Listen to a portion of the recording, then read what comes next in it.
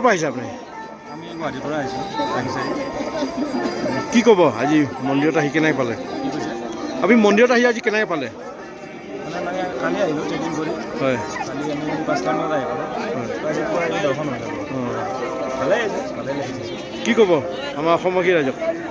আহিব লাগে। ভালে লাগিছে চব ঠিকে আছে। কি ক'ব আজি আপুনি কেতিয়া আহি পাইছে?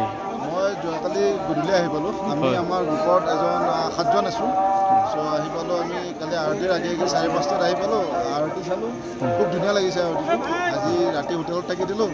এতিয়া গা পা ধুই কিনে ধুনীয়াকৈ শিৱজীক দৰ্শন কৰিলোঁ। ইয়াত পৰিৱেশটো আপোনাৰ কেনেকৈ পাইছে? মানে কি ধৰক ইয়াতে বতাহ নাই, ইয়াত স্বৰ্গৰ পৰা বতাহ একচুৱেলি। মানে ফিলেই কৰিব নোৱাৰিব আপুনি ক'ত আছে ক'ত নাই। মানে বাহিৰৰ যিমান দুখ আছে, যিমান ভাগৰ আছে, চব পাহৰি যোৱা যায় ইয়াতে। আৰু ইয়াত প্ৰশাসনৰ কেনেকৈ ব্যৱস্থা কৰা হৈছে? কি কৈছে? প্ৰশাসনৰ কেনেকৈ ব্যৱস্থা? প্ৰশাসনৰ ব্যৱস্থা খুব ধুনীয়াই। আগতে আমি যিখিনি ট্ৰেকিং কৰি আহিছোঁ, মাজতে অলপ অসুবিধাৰ সন্মুখীন হৈছোঁ। ধৰক তেতিয়া ধৰক প্ৰশাসনে অলপ সহায় সহযোগিতা আগবঢ়াইছে। আপোনাৰ নামটো? মোৰ নাম মৃত্যুঞ্জয় দাস, ঘৰ সোণাপুৰ চাংচাং। আপুনি ক'ৰ পৰা আহিছে? আমি চিৰাং ডিষ্ট্ৰিক্ট বিজনীৰ পৰা। কি ক'ব কেদাৰনাথ দৰ্শন কৰিলে? কৰিলোঁ। কেনে পালে? ভাল লাগিল। বাবাৰ দৰ্শন কৰিলে ভাল লাগছে। আৰু কি ক'ব?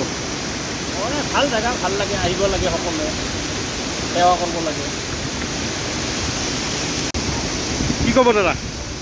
কেদাৰনাথ দৰ্শন কৰিলোঁ, ভালেই লাগিল। অলপ কষ্টকৰ হয়, তথাপিও ভালেই লাগিল আৰু কষ্টটো সফল হয় যেন লাগিল। ক'ৰ পৰা আহিছে? আমি অসমৰ পৰা আহিছোঁ, চিৰাং ডিষ্ট্ৰিক্ট। হয়। হয়।